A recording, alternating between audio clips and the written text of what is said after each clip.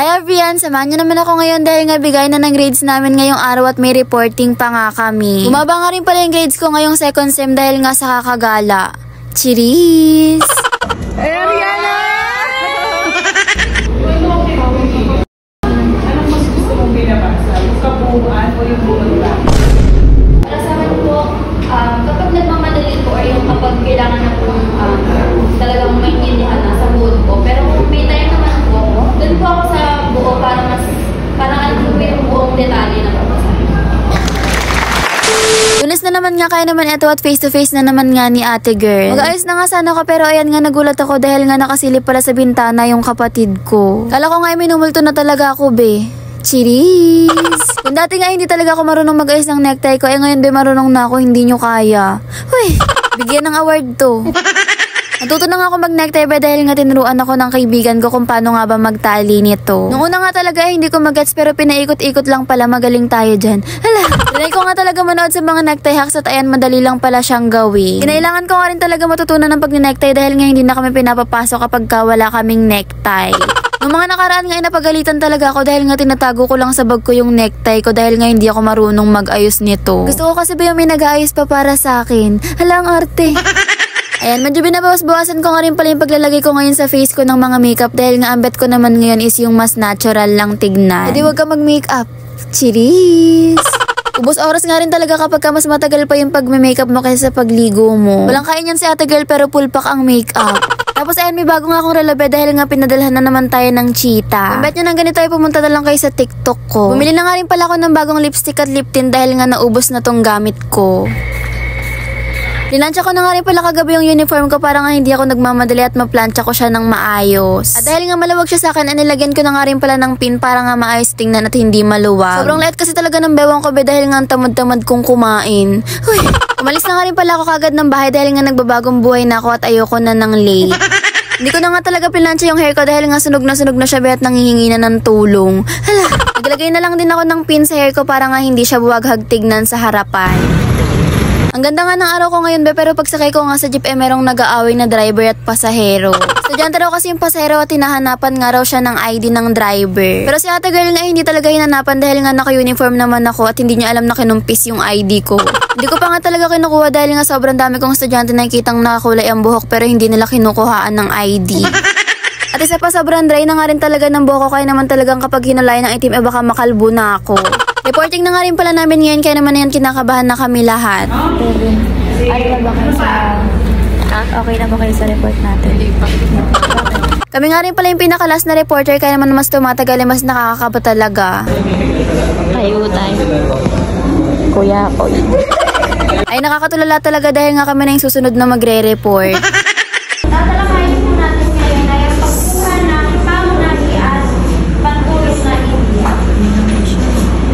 Pagkuha ng pangunahing at pantulong. And panoorin nyo na nga lang pala muna mga be kung paano namin nalagpasan yung reporting namin na meron pang mga katanungan ni ma'am. Sa mga bahagi dito, nakikita o nababasa ang pangunahing ideya o ang may sariling mundo po. Sa pangalawa, ang teksto ay paliwanag ng isang talata o ng pangungusap na lahat ay tumatalakay sa isang paksa.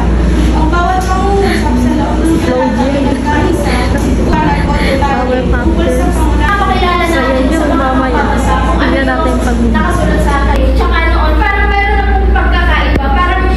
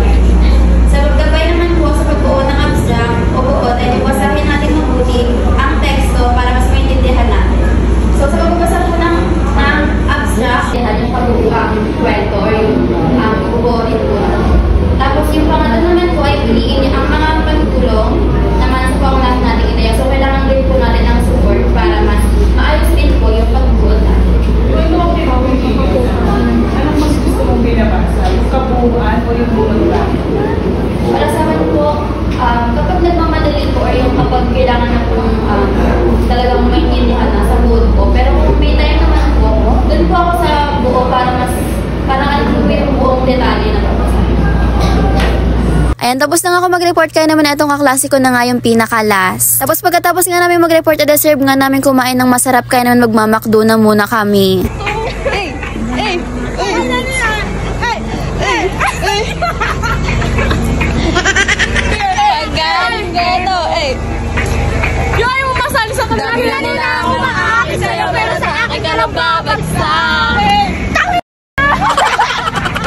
Pagkatapos nga namin kumain ng McDo, ay bumili lang kami na tong ice cream na dahilan kung bakit sumakit yung ipin ko kinabukasan. Pamilyang magagastos. Gastador. Gastador moment. Pero lunis pa lang wala na akong baon. Kasi mga nanonood ng vlog. Nahanap nila yung mukha nila sa vlog.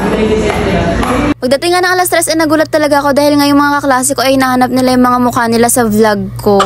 Kami ng mga magulang na. Tama yan guys. Ayun ang pinakatamang ginawa niya sa buong buhay.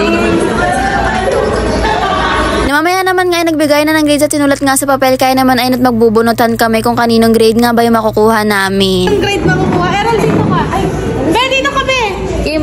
Kimberly. Magpupunutan tayo kung kanino makukuha. Game. Yan yung mobile storage ako. Next. Wow! Ay, dito. Ariana! 25 lang. Kimberly. Siyempre ako pa. Oh, ayan. Sir, dyan taga-saway. Kay ano yan? Kay Errol.